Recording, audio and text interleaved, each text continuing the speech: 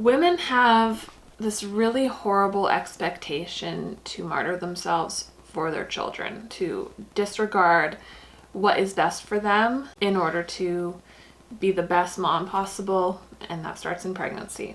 What we want and what is best for us does not matter anymore.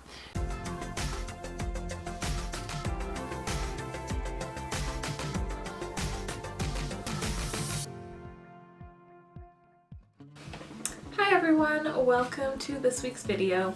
Today I'm going to be talking about why I decided to stay on my antidepressant and anti-anxiety medication while I was pregnant with my daughter. Now, before I get into it, I want to preface this by saying I am not a medically trained person whatsoever.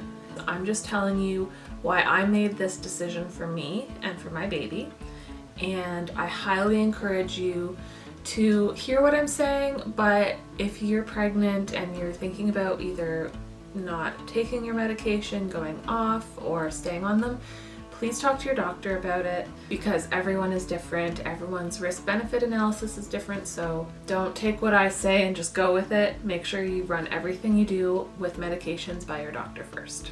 Now, before I begin, check out my flowers. I do this thing where I preserve flowers. I did it with my wedding bouquet and with my Mother's Day flowers last year because it was my first Mother's Day. But my husband got me these flowers on our 5th anniversary, which was 5 days ago. They're starting to wilt, so I am going to be cutting them up and getting them ready to dry them. So I thought I would just work on that while I'm talking. Kill two birds with one stone. So if you're wondering why I'm chopping up some flowers while I'm talking, that would be why. It all kind of started, thinking about this started way before I even was thinking about getting pregnant. I was on my medication and I'd been taking it for a little while, and I brought it up with my doctor just to ask, like, if I'm on these medications, can I still take them when I do get pregnant eventually? And she made a point of telling me that, you know, in an ideal situation where everything is perfect, you'd prefer if the mother is on as little, pretty much no medication whatsoever when pregnant. However, she had told me that she's had many patients who have been on the same medications as me, or different ones but for the same thing, who have been totally fine, and her belief was that you cannot have a healthy baby if you do not have a healthy mom. And being in a constant state of panic and depression is, you know, not healthy for mom, and therefore not healthy for baby. So that was something I had considered long before getting pregnant.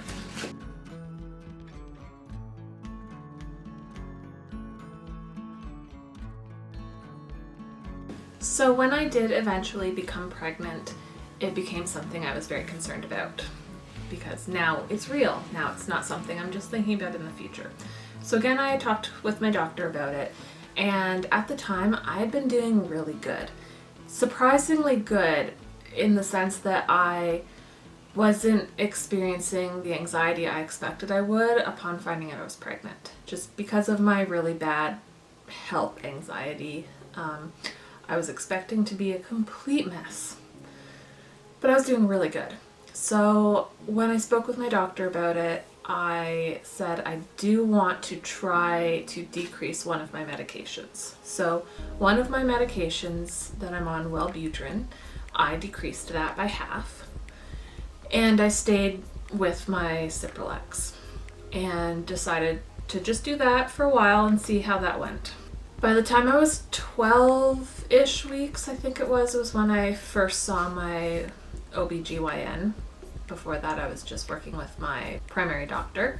When I was speaking with him about my medications and stuff, I had said, like, I did decrease this, and I'm still feeling really good. I'm still doing really good. He basically reiterated what my doctor had said, that in an ideal world, mom would be on no medications, but he said he would prefer if we didn't mess with stability, which made sense.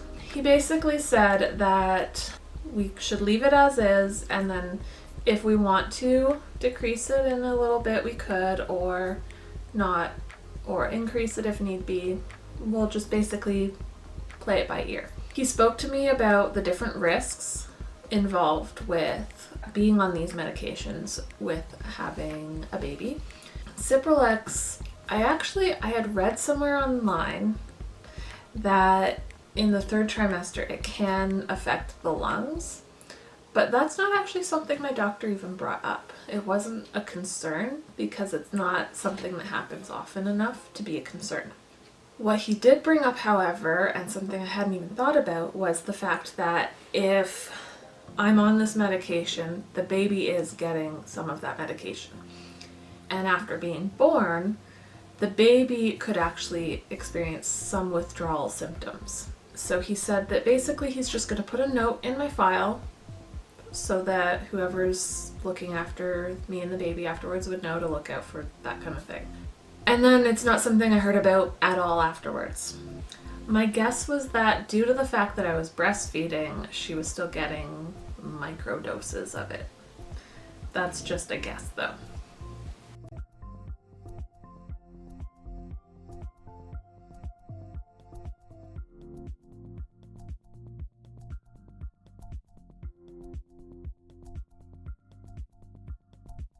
So on the subject of withdrawal, for me to go off the meds while pregnant, I would also potentially deal with some withdrawal symptoms.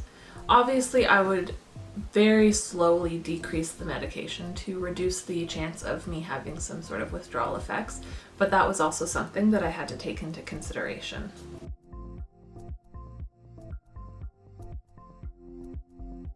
I think this is probably enough. I don't want to take too much out of this because I still want it to be pretty. So I'm taking a small intermission from this topic to just tell you what I'm doing here.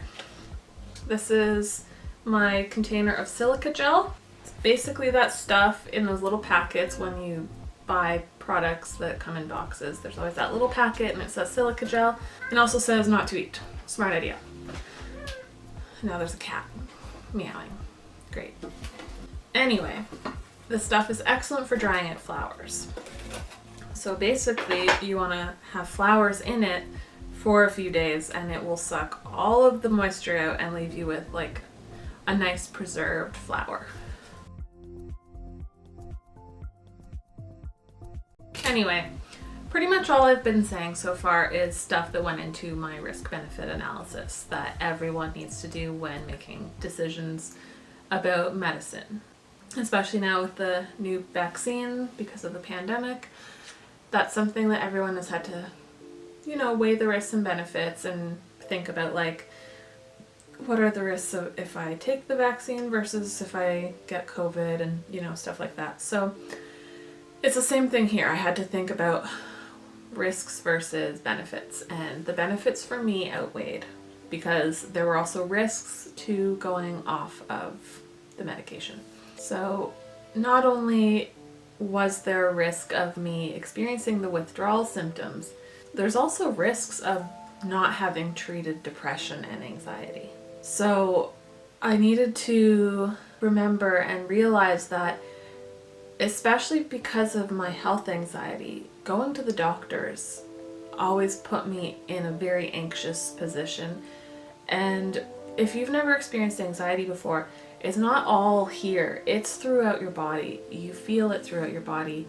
It's not pleasant. It does a lot of stuff to your body. It's not good. And having your baby experience that, being inside of you while you're having this horrible anxiety that is affecting your entire body, puts stress on the baby. So when I'm thinking about the fact that every time I have to go to the doctors, which will be a lot, I'm gonna have this anxiety that will be significantly worse if I'm off these medications. The other thing is the fact that, and a lot of people don't realize this until it's too late, depression is a life-threatening illness. Anyone who has died by suicide, I'll say almost anyone, I guess there are people who do it for insurance scams, but generally speaking, anyone who dies by suicide, they died by suicide, but they died of depression.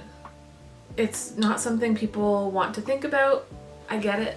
I really have not in a very long time, and not for a long time before getting pregnant, really thought about depression as something life-threatening anymore. It's just not something I considered being a possibility for me, because I'm very set in this whole I don't want to die mindset, and I'm very set on I don't want my depression to overtake me. That's why I'm on my medication. But I'm also very aware of the reality that it could kill me. It could kill anyone who has it. So I have to take care of myself, and one of those ways I take care of myself is by being on the medication. I'm not saying if I went off the medication, like, I need to be put in a, suicide watch kind of thing, and I wouldn't say my friends and family have to worry about me, but the risk is there. And when you're dealing with the fluctuating hormones of pregnancy along with depression, I believe it puts you at a greater risk. So that was another risk I didn't want to take. Alright, now that I've removed a fair bit of the silica gel, I'm going to start putting the flowers in.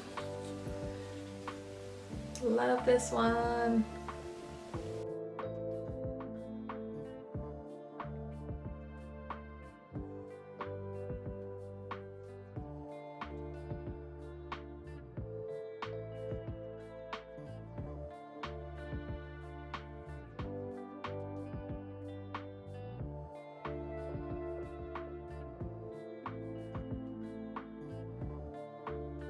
Okay, the flowers are done. Just gotta get the rest of these in. Anyway, where was I? One of my biggest concerns too with going off the medication was, what if I have to go back on them? What if I get off it in the first couple months, things are good, and then I hit like 7 months and all of a sudden I'm losing my freaking mind because the due date's coming up. I did have a lot of anxiety going into that, knowing that the end was near and the really difficult part was coming up. So I was worried, what if I have to start taking the medication again through the pregnancy? Then I have to deal with the side effects that come with starting a new medication. For me, I started Cipralex a couple years before I started the Wellbutrin.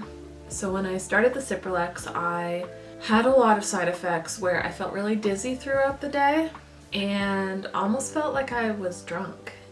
I'm trying to remember if there was anything else. It was mostly just a lot of dizziness, feeling a little nauseous and just tired. And that took about a couple weeks for my body to sort of settle into what I was doing. I was worried about having to deal with that while being pregnant. I don't think being dizzy would have been really fun when I was huge. It was not fun during the first trimester. So when I started the Wellbutrin a few years later, I was expecting probably around the same kind of side effects. I did have a little bit of dizziness, but not really. The big things for me were that I had really shaky hands, and in general my body almost was shaky. But the big problem was that I experienced really bad insomnia when I started the Wellbutrin, and that lasted for about a month. Later on, when I went up a dose in Wellbutrin, I experienced insomnia for maybe a week. It's not something that I wanted to deal with during pregnancy when you're really supposed to get as much sleep as you possibly can. So I knew it was important for me and for my baby for me to get a lot of rest. So the thought of going back on Wellbutrin when I'm already on it just didn't make sense to me.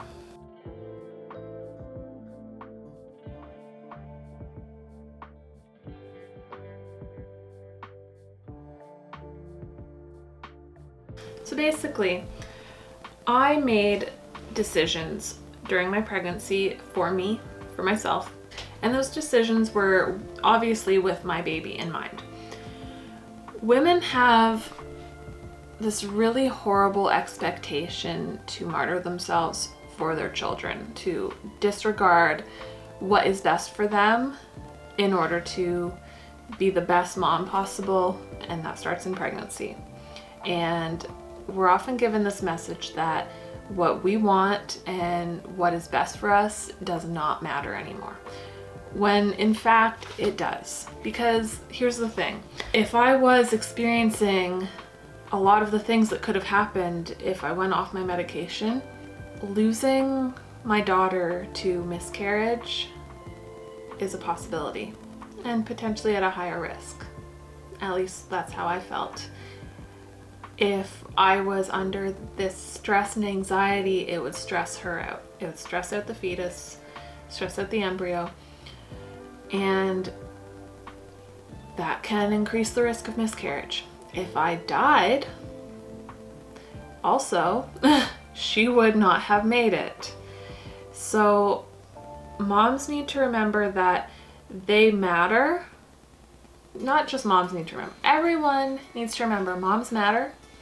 Moms matter just as much as baby, because without healthy mom, you cannot have healthy baby.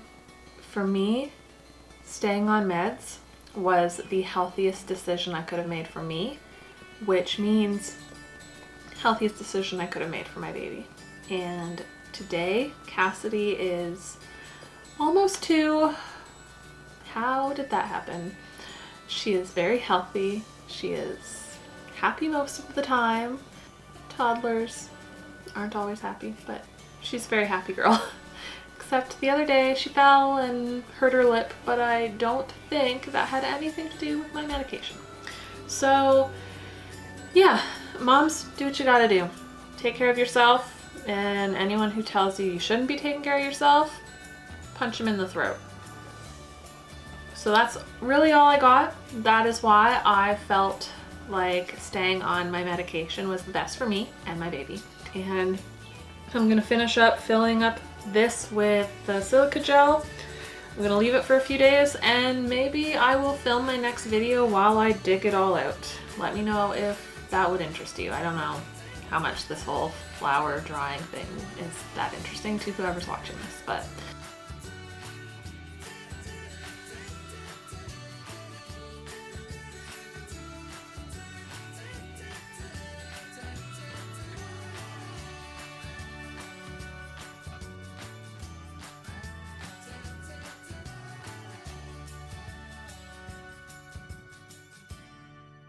oh, I almost forgot to show off my shirt. Check it out.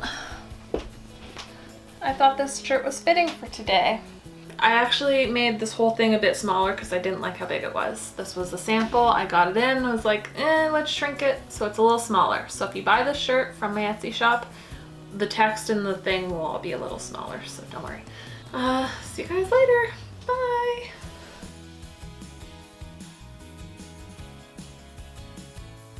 One of my biggest concerns too, I don't know why I'm doing this with my hands, I look ridiculous, but anyway, oh my god, I can't talk.